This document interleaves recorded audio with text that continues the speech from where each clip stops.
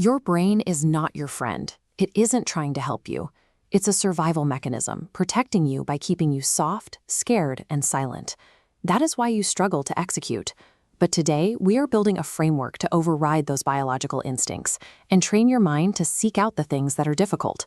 To make this work, you need a target. Mentally select one specific, difficult task that you have been actively avoiding. Mastering this framework lets you execute that goal today, replacing passive dreaming with actual movement. Step 1 is recognizing that your mind is built to break you. Your brain does not care about your long-term goals. Its sole priority is immediate survival and energy conservation. This instinct creates an internal voice that rationalizes an action. It tells you to skip the gym or convinces you that scrolling for 5 more minutes is harmless. Obeying that voice has a specific result. It builds watchers and consumers rather than people of action. If you follow the path of least resistance, you remain a slave to your own biology. To break that cycle, you must implement step 2, make pain your fuel. You have to redefine how you experience psychological resistance. Most people run from discomfort, but growth requires a specific currency. Pain is the price you pay for power, clarity, and strength.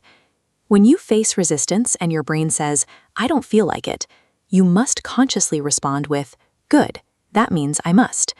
This shift turns resistance into an automatic trigger. Instead of a warning signal to stop, the feeling of not wanting to becomes the signal to start. Even with the right mindset, overthinking can still paralyze you.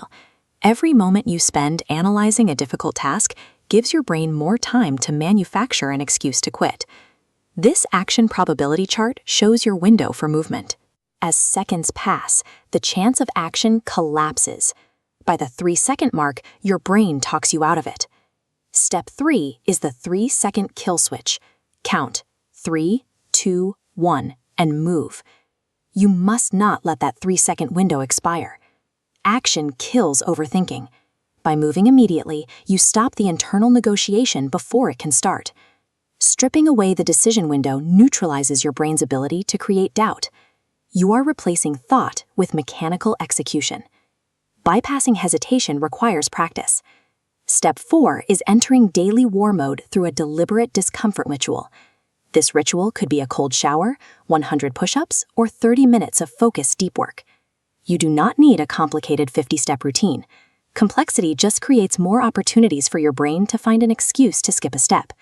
Pick one single ritual and treat it as a daily, deliberate strike against your internal weakness. Regularly subjecting yourself to planned discomfort trains your brain to obey. It builds the discipline necessary to follow your own commands in every other area of your life. The final stage is step 5, become the machine. This is where you lock in the change by shifting how you view yourself. Declare your new identity. Tell your brain, "I am not lazy. I have simply trained myself to avoid pain, and that habit ends today." Many people wait to feel motivated before they act, but discipline does not work that way. You decide who you are first, then you act accordingly. The goal is to become an entity that thrives under pressure. You are re-engineering your behavior, so action becomes your default state. At this stage, doing hard things becomes your baseline reality. You have moved past the constant struggle of relying on willpower for every single move. The framework is established. The version of you that was controlled by a search for comfort ends today. Look at the task you chose at the start of this video. In just a moment, you will close the screen, trigger your 3-second kill switch, and execute that task. Subscribe to stay focused, then step away and move. By acting right now, you provide the first piece of evidence that you are in control.